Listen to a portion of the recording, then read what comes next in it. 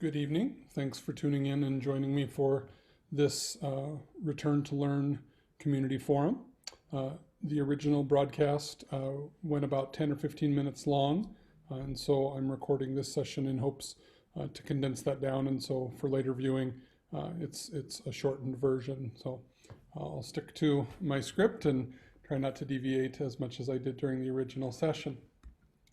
The purpose for this is in order to share details of our current plan, where we're at in our Return to Learn planning in preparation for the beginning of the school year.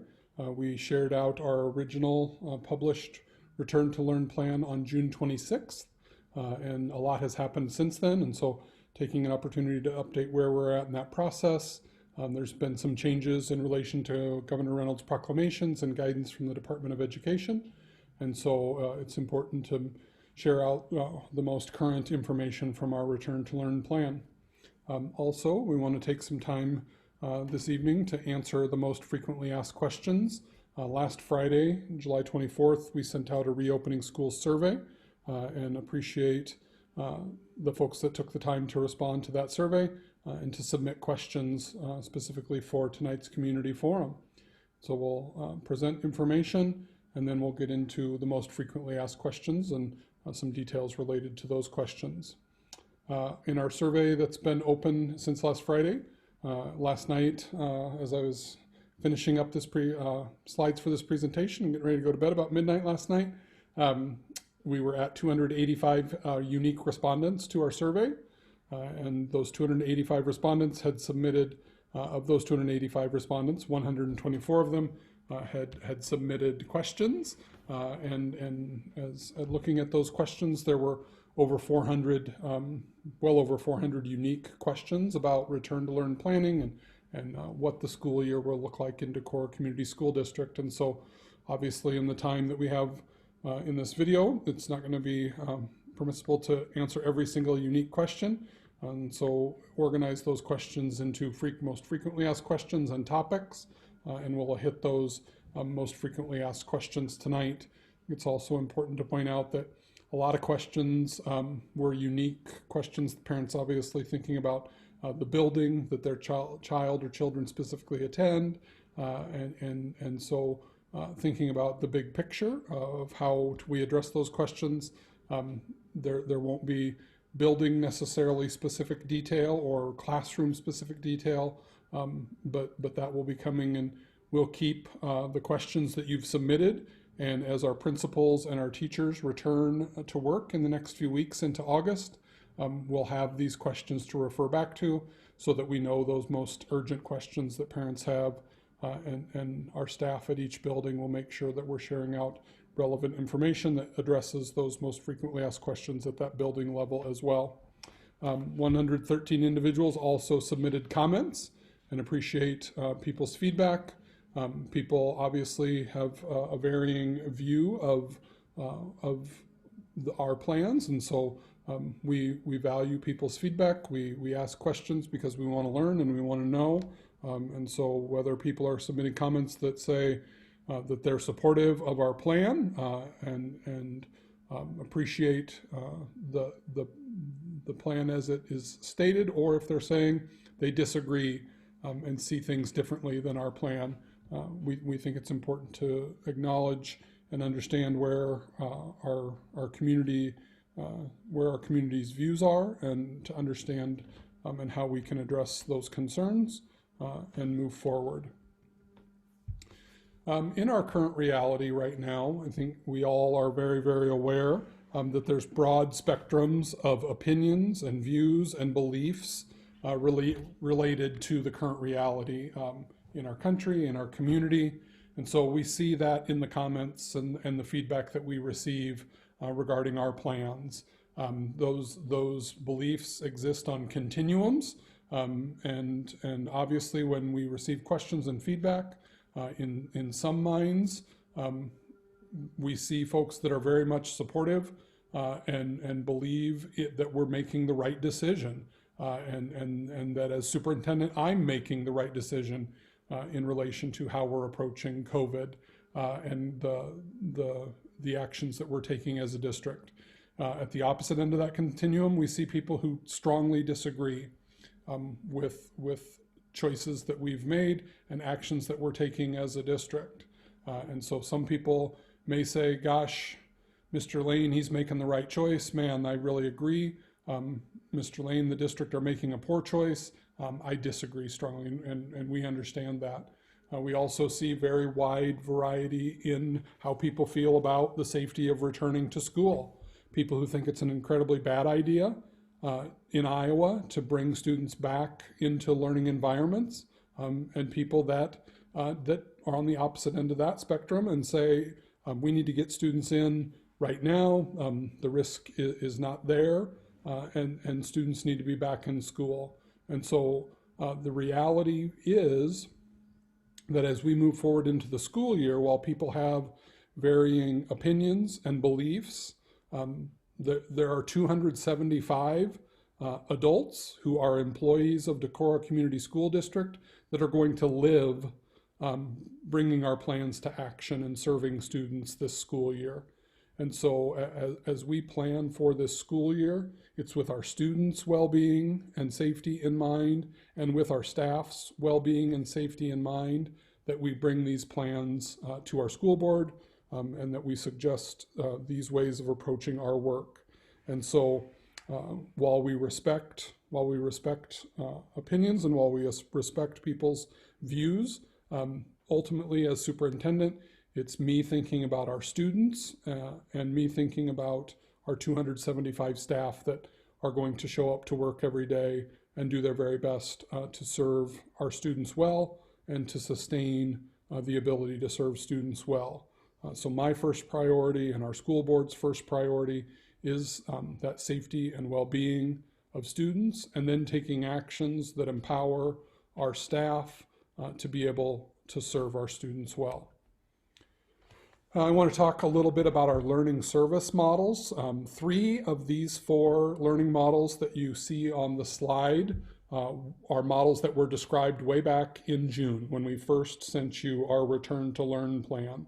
We described in that plan our continuous learning plan, our plan for if and when schools have to be closed and students are working remotely.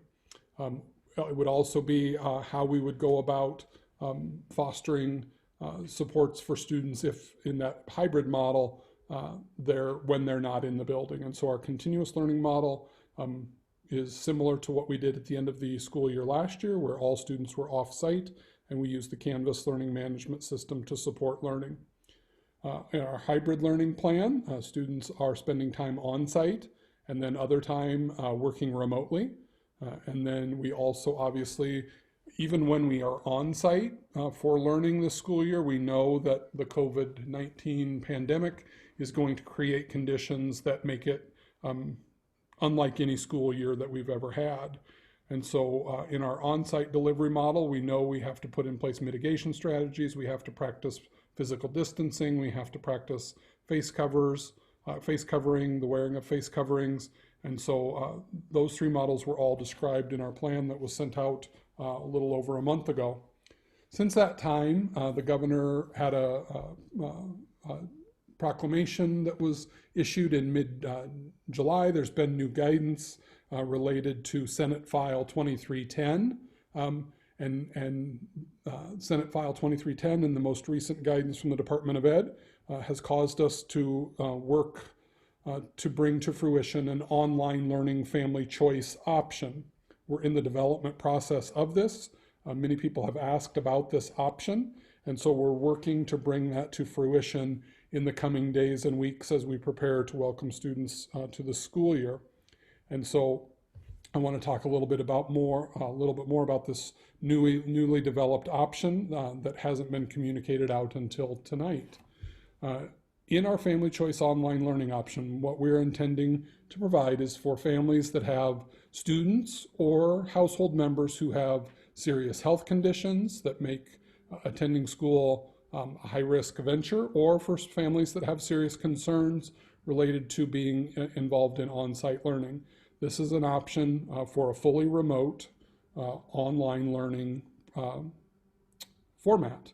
And so this would be something that would be available to families, and we'll be gathering more information from families interested in this option in the very near future. Some important things to know: anyone enrolled in this online option will receive the standard issued grade level appropriate technology device. This model is in alignment with what the governor has put out in proclamation around compulsory attendance. Students, while they are fully remote, they are attending school, they are enrolled in Decorah Community School District. Attendance is demonstrated through that participation in the online coursework. Coursework would not necessarily be tied directly to our district's daily schedule. It would be a unique offering for people selecting this option, and it would potentially not be led by a Decorah Community School District teacher. The state has approved several different online options as approved that districts can use. We have a standing relationship with one of the providers of online learning, an organization called Edgenuity. We've used Edgenuity at the high school for several years to provide some course flexibility for students, and Edgenuity is one of the approved providers. So we're working with Edgenuity to develop a viable online family choice option. Students that would be completing coursework through this option do remain eligible for a Decorah High School diploma. We will be sending a survey and information regarding the desire to enroll in this remote learning option tomorrow. And so please look for that through School Messenger. It will have more detail and information about this option and a request for feedback about serious consideration of enrolling.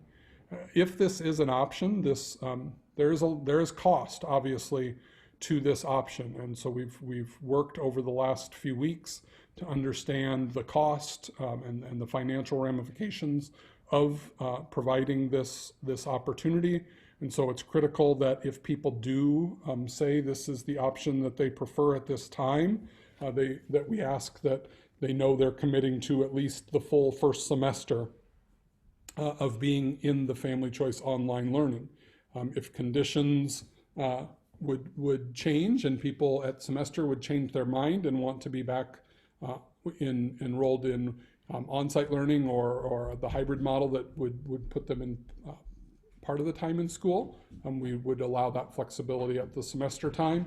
If conditions are still as they are now, we would anticipate that then we would continue to obviously offer the online learning option throughout the second semester as well. So again, more information will be shared tomorrow, and a survey so we can begin to understand how many people this might interest.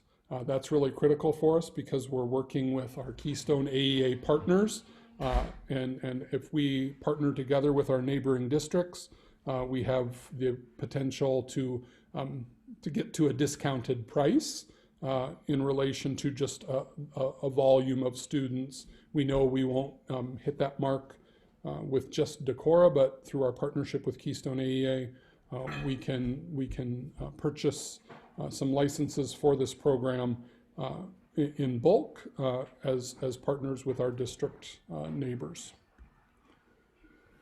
As we think about our hybrid model that has been shared out recently, obviously we have shared out that we intend for students to be divided into two groups, a red group and a blue group.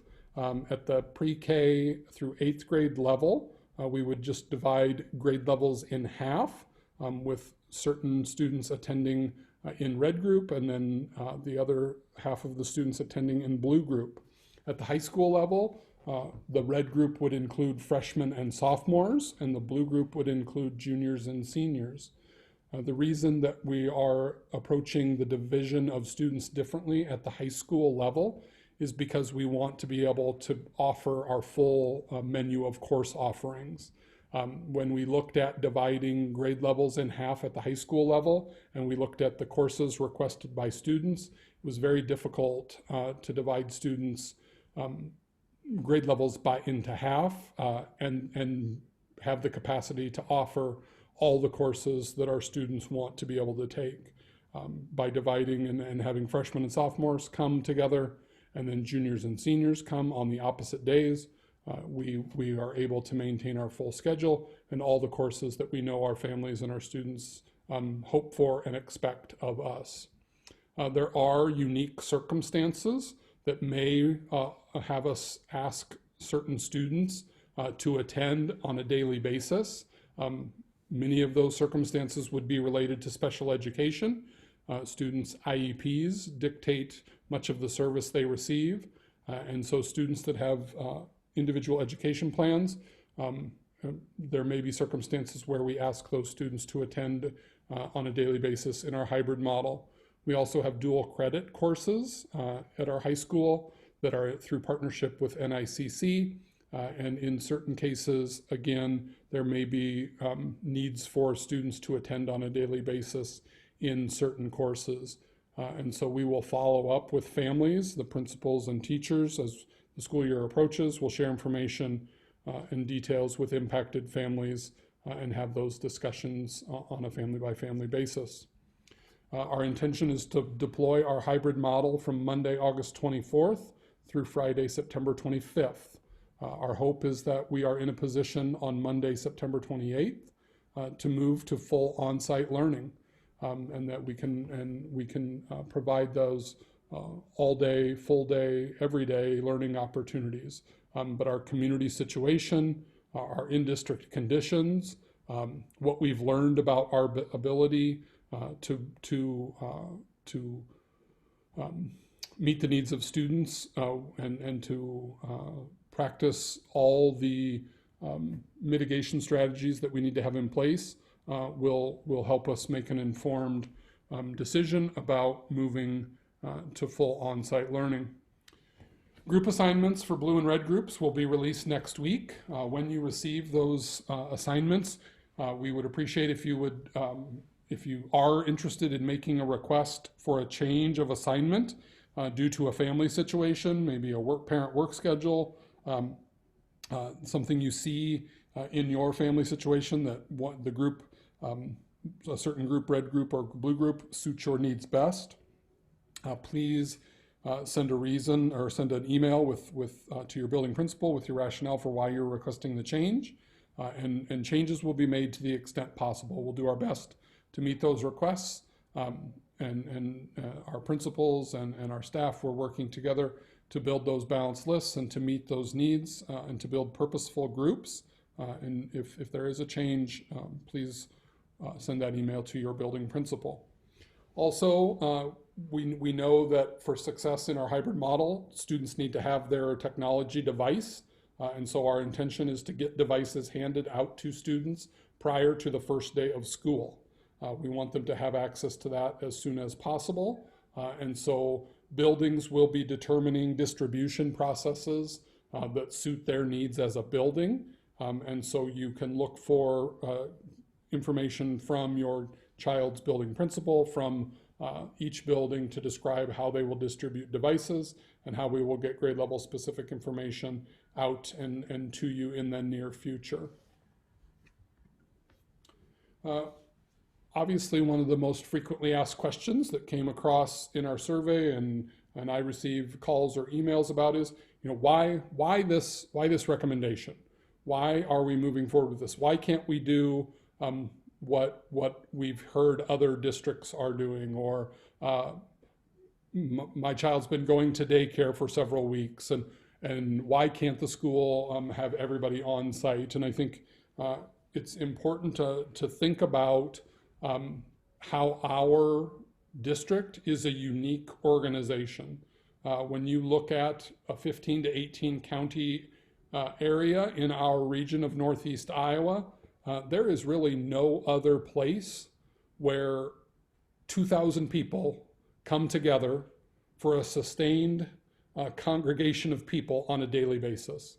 A couple thousand people in our buildings coming together, not just from the Decorah proper and not just from the Decorah Community School District, But because of the size of our district and the size of some of our neighboring districts, we welcome many special education students from our neighboring districts who have unique needs, that have unique programming needs, that are bused to Decorah on a daily basis to receive those services. And so when we bring people together on a daily basis for school, we are touching the homes and people living in a large region of Northeast Iowa. And so it's my opinion that we have a deep responsibility back to our community to do what we are doing safely. That we're promoting the health and well-being, not just of our students and staff, but every life that our students and staff might impact as well when they go back to their homes and into their communities.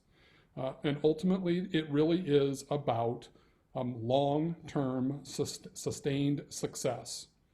A short-term win of having every student back in school the very first week, if that leads to a necessity to shut down or to quarantine a large group of people just a few weeks later, that's not long-term success. That's not keeping kids in school as much as possible. And so as we enter into this new world, we are having to learn new habits. School has operated in a certain way for a long time, and the adults at school, the children at school will absolutely have to learn new routines. They'll have to learn new habits. And in order to do that well, it's my belief that the hybrid model suits that, so we can practice and learn in small groups, and then we can grow into a full on-site model. And so again, our organization, our circumstances, I believe, are unique.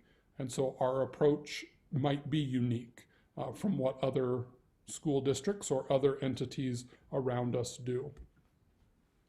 One of the most frequently asked questions was just around the remote learning format, very similar to what we did in the spring when we were forced to very quickly pivot to online learning. We will continue to use the Canvas Learning Management System as the primary delivery model for remote learning.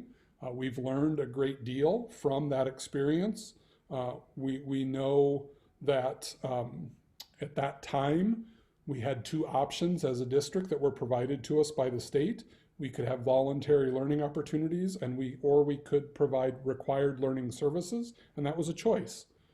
In Decorah, as a district, we chose to do voluntary learning opportunities at the pre-K through 8th grade level and required learning services at the high school level. The law has changed, the governor's guidance has changed. There is no longer voluntary learning opportunities option. Everything we do is required, and student engagement is required. And so while you may see in governor guidance or in DE guidance, it talks about student attendance, I really think about that as engagement, because not all students will necessarily attend in the same way, but they do need to demonstrate engagement and progress in remote learning, whether that's part of a hybrid model or a full continuous model. We will provide synchronous and asynchronous methods. So students may have a set time to be online with their peers and with their teacher. They may have opportunities to work at their own time if that works in their schedule. We've learned that in many ways the routine of synchronous is helpful, but we also know that that doesn't work for every family and for every student every day. And so again, it will be a unique to each course, to grade level, to building, and teachers and principals will share out more detailed information about those synchronous and asynchronous methods that we will be using. In the voluntary learning services model, there was no grading of work for students. There was no due date. It was a voluntary process. And again, that would be changed under the requirements of the state. And so students will be receiving feedback as appropriate. They'll be receiving grades, and credit is being earned. If there are families, if you need assistance with internet accessibility, if you need differentiated approach to support your student.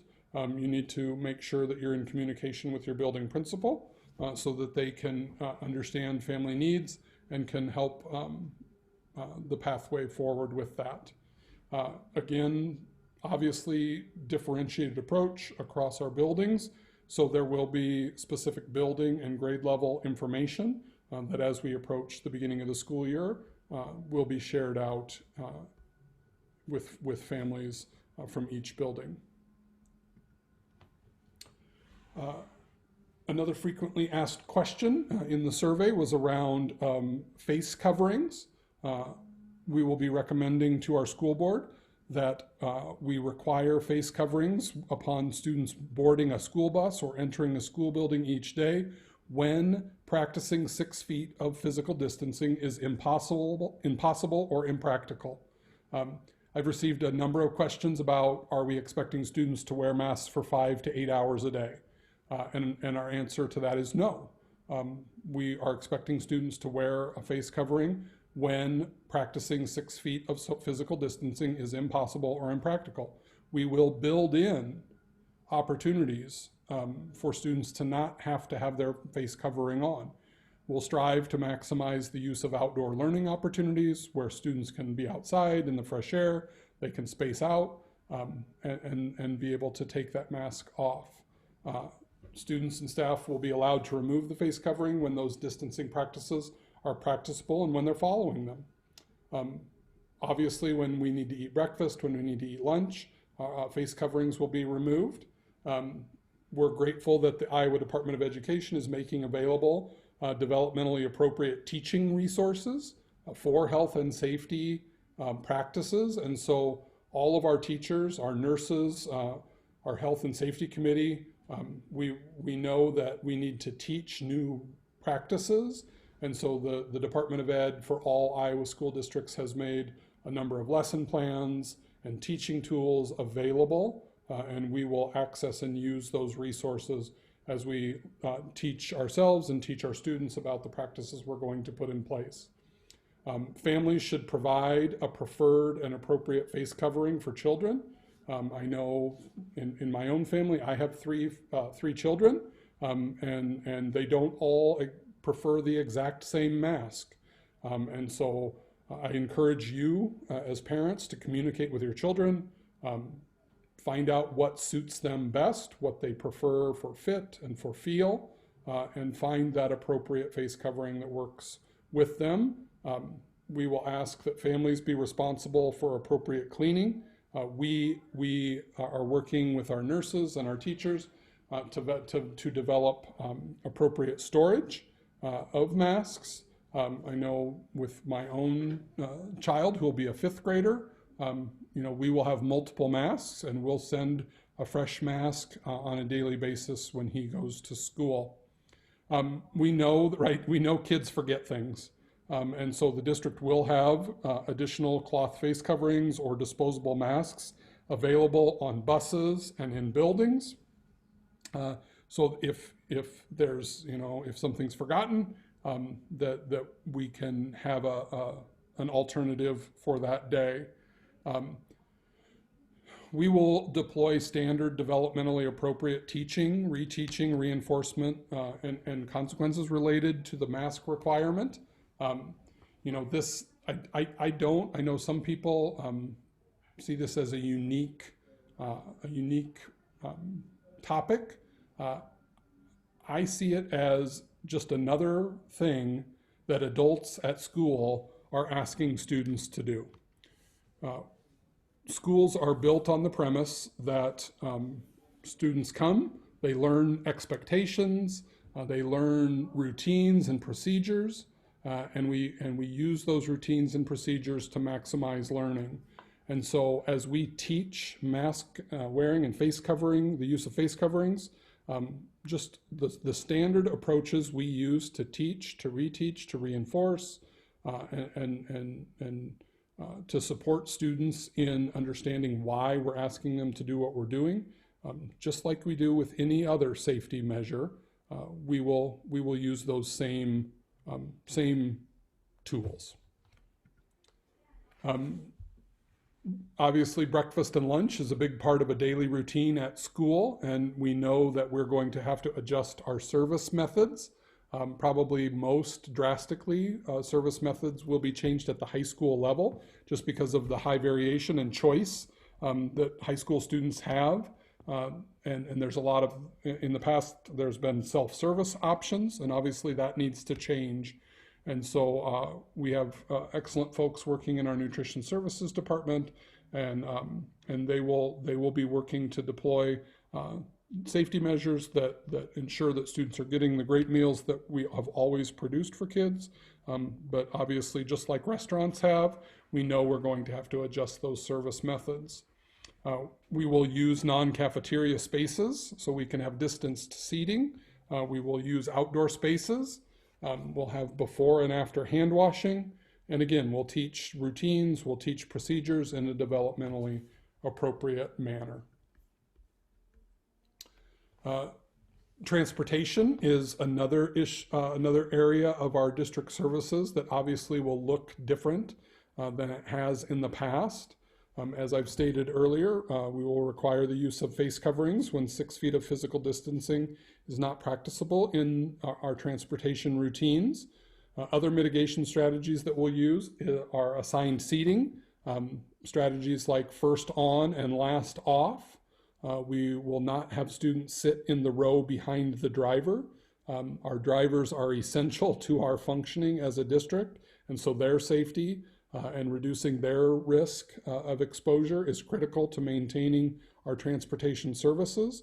And so having that physical distancing space between the first seat with children in it and their driver will be a part of our routines. And then we will have post-route or post-ride disinfecting routines. You know, we had an opportunity on a very small scale with baseball and softball this summer to practice some of these different strategies with transportation, with small groups of students on our buses. And so with our coaching staff for softball and baseball, with their support and help, and our transportation department and our drivers who drove for activities this summer, we're grateful that we were able to practice and get to know how we might best practice good strategies in relation to transportation. I've received lots of questions around fall sports and activities, and so the next couple slides are related to fall sports and activities. Just yesterday, the High School Athletic Association and the Girls High School Athletic Union released brand new fall sports guidance. If you have unique interest in a specific sport, I highly encourage you to visit the Boys or the Girls Association and Union sites, their websites. There are general guidelines for all fall activities, and then unique guidance for different sports, volleyball, cross country, and football. Just having received that new guidance yesterday, we are reading through, we're making sense of what that means for us. We will collaborate with our Northeast Iowa Conference partners so that hopefully we can build consistent practices across our conference. So as we travel for different sports, or as students come to participate in activities in our district, that they know what to expect, and it will be similar to what they're practicing in their own district. During our remote learning days, students will be allowed to come to participate in practice or competition.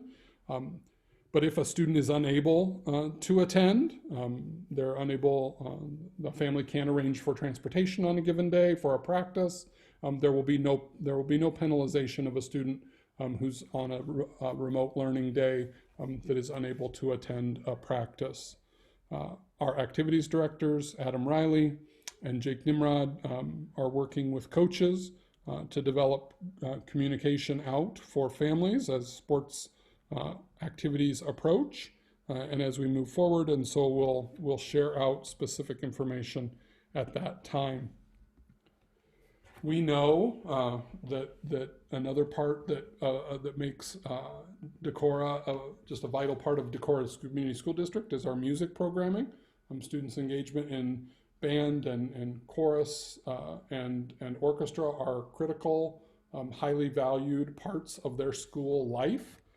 And so we're using guidance from the Iowa High School Music Association. Alan Greiner is the executive director of the High School Music Association here in Iowa, and has done a wonderful job of communicating out with districts about the work that they're doing to provide guidance for how to best practice mitigation strategies in band, choir, and orchestra.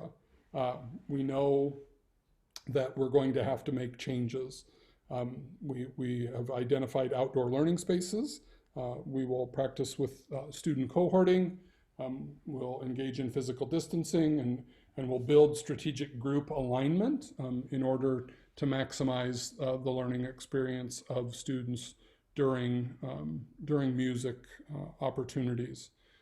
Earlier this summer, probably about the first week of June, our music department, our K-12 music teachers, invited me to join them for one of their professional learning community meetings. We met together via Zoom so that we could meet and visit, and I think I sat in for probably about a couple hours with them, mostly just listening in.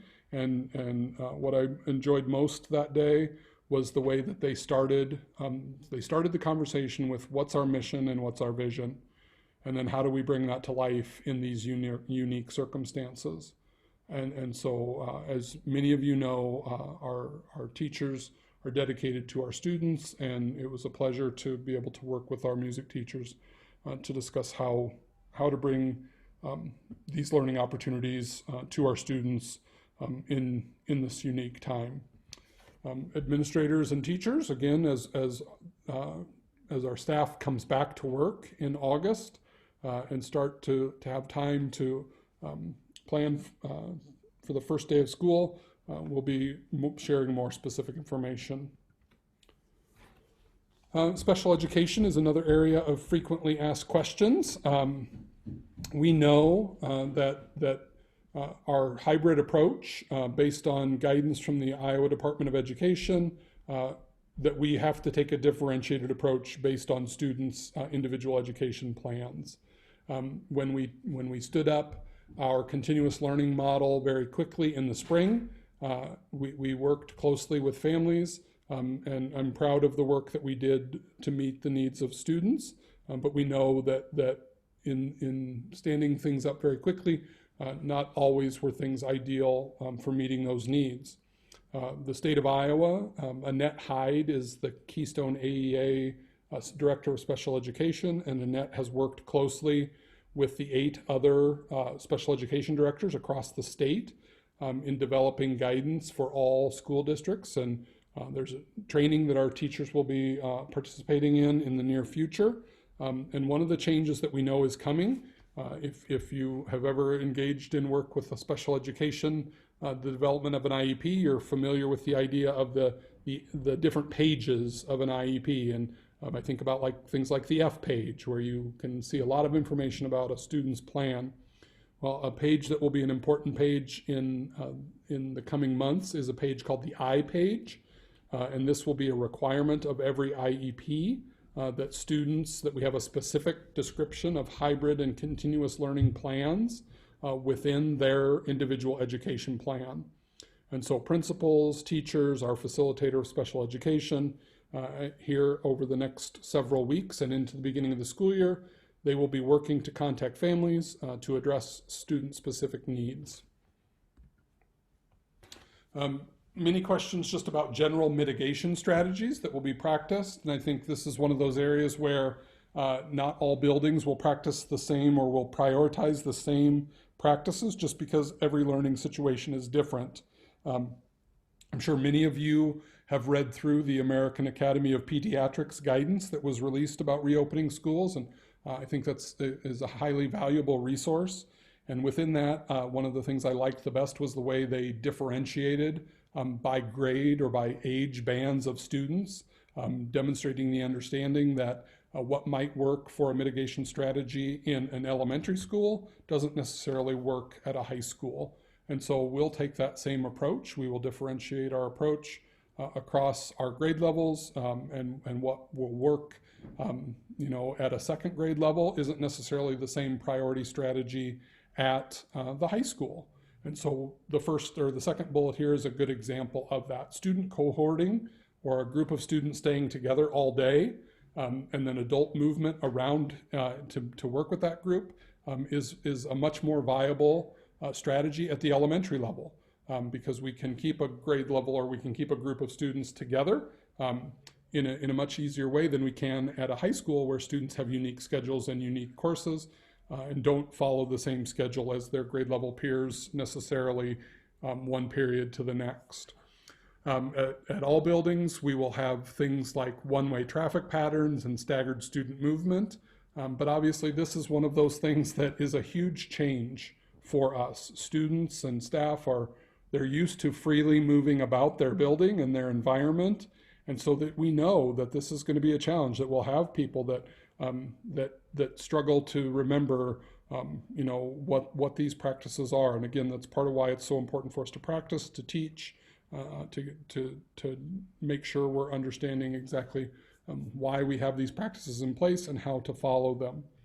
At all buildings, we're identifying outdoor learning spaces where we can maximize, as weather allows, that we can get outside, we can have fresh air, we can space out, and we can use those outdoor learning spaces to the best of our ability. We'll have some plexiglass partitioning, especially in settings like where students may be eating and need some additional separating or ways to practice the best physical distancing. In classrooms, we're removing non-essential furniture, especially furniture that's fabric or cloth, and other classroom materials that are non-essential. We need to think about how we use community, things that have typically been community use in a classroom, and how we might make sure that frequently touched items are being reduced and minimized in all classrooms. Drinking fountains will be turned off where we have fountains that allow for filling up a personal water bottle for a student.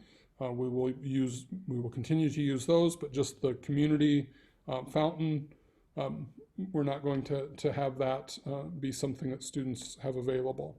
We will not have visitors in the building during the day. We've already communicated with things like the FedEx delivery or the mail about just our expectations of how they'll deliver without entering the building.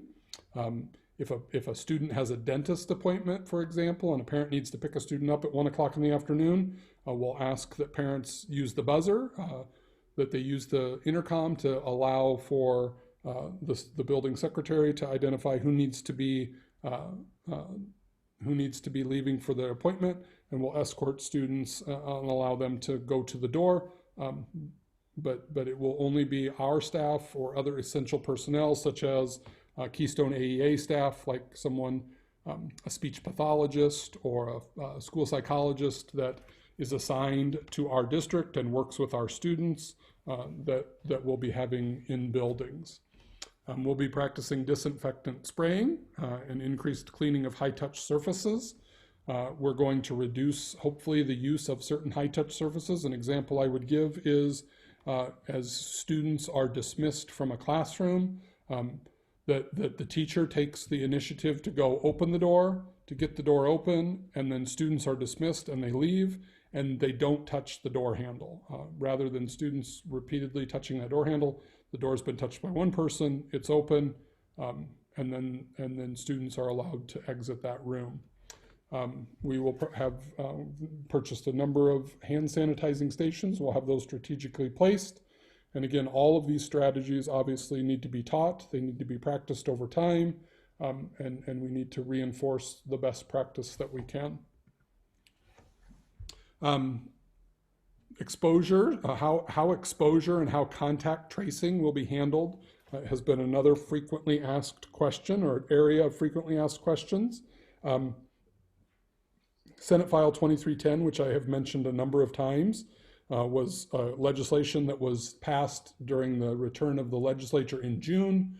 the governor's proclamation in July and then subsequent guidance from the Department of Education has been pushed out to the field. And so the Senate file indicates, as can be seen here in the slide, that the Department of Education and the Department of Public Health are in the process of developing additional guidance to help schools manage virus activity.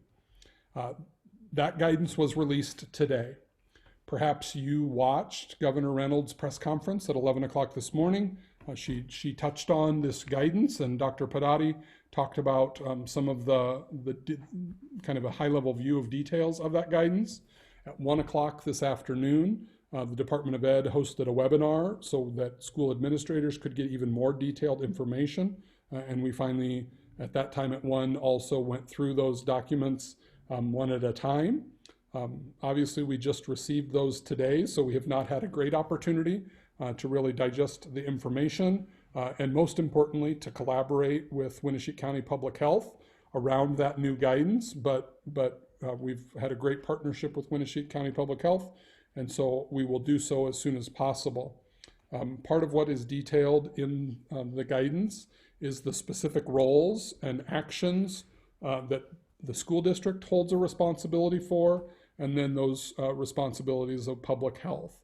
And so again, if you're interested in accessing and reading that on your own, you can go to the Department of Ed website and go to their COVID-19 information, and you'll see 3 new documents related to information released today.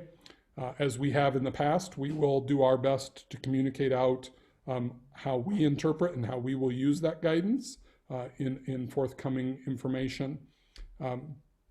This will be an area where we're adjusting. If you remember back in June, at the end of June, we released our Return to Learn summary document, about a 30-page document that detailed our best understanding at the time of our plans.